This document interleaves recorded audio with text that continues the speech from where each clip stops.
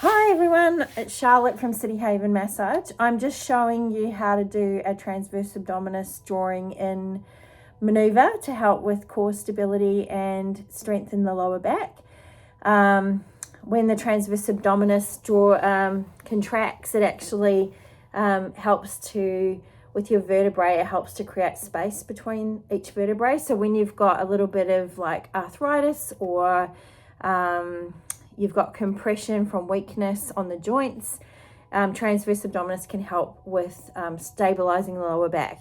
So it can be really hard to visualize what you're supposed to do, because when you see a bicep contract, you know that that's going to bulge. But with this particular exercise, you're going to feel the muscle flatten under your fingers rather than bulge. So I'll demonstrate and I'll try and give you some wording. I'm actually sending this to a guy that came in this morning. And it can be sometimes harder to visualize depending on who it is, like what makes sense to you and how to contract it. So hopefully this is helpful. You'll just need a foam roller or some sort of, you could just have a rolled up towel or a cushion to put between your legs. I'm doing it with the co-contraction of the adductors, which is the inside of the leg muscles, because sometimes when people are quite weak in their transverse abdominis, they can't feel it when they try and contract. But if you have a co-squeeze with the adductors of the hip, by squeezing your knees together, it can actually help you feel the contraction more strongly. So let's have a go. So lying on your back with your knees bent and your feet flat on the ground. You put whatever you want between your legs. So I'm doing a foam roller, but you could have a cushion or a rolled up towel. I'm going to use the flats of my fingers and I'm going to find my hip bones. So those are the pointy bones at the front of the hip. And what I'm going to do is I'm going to walk a couple of centimeters in and a centimeter down, and then I'm just pressing firmly into that area.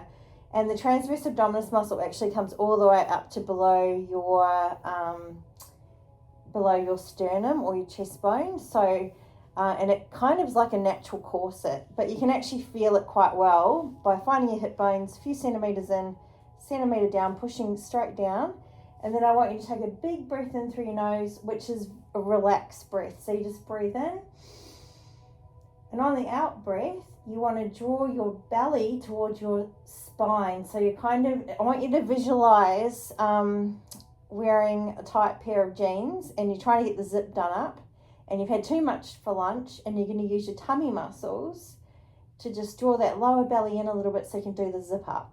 And at the same time, we're going to squeeze gently on with our knees together. So we're not going to lift our bums. We're not going to try and have other muscles getting involved. It's just a gentle squeeze with the knees and a drawing down of the abdominal muscles. So you can do that tight zip up on those jeans. So back in position, breathing in through your nose, relaxed. Breathe out. And draw your belly in towards your spine so you can do that zip up on the jeans and squeeze gently through the knees. And you should feel that flattening and relax. Breathing in through your nose. Breathe out. Use your tummy muscles to draw your belly down and squeeze the knees together to feel it more strongly, and relax. And breathe in. Breathe out. Draw your belly muscles down. So it's just using abdominal muscles, and squeeze your knees together if you need it to feel that tightening. So if you're really weak through there and you need a little bit of activation, I would say for a couple of weeks, do it every day. Do 3 sets of 10 repetitions. If you're going to do it all at one time, have a 2-minute rest between each of the sets. But you could do it a set of 10 3 times a day at different intervals, whatever works for you. And then once you start actually activating, try when you're walking and things like that to just draw that lower belly in, because you'll be surprised once you start actually activating it, you'll be able to recruit it whenever you need. Or if you're like at home and you're having to bend over to get a big box off the floor, or you've bent over in the kitchen for some reason for a while, or you're even at the computer at work and you're rounding, drawing that belly in gently towards your spine. And it's only 30% effort. Once you contract it, once you can feel it, you don't have to contract 100%.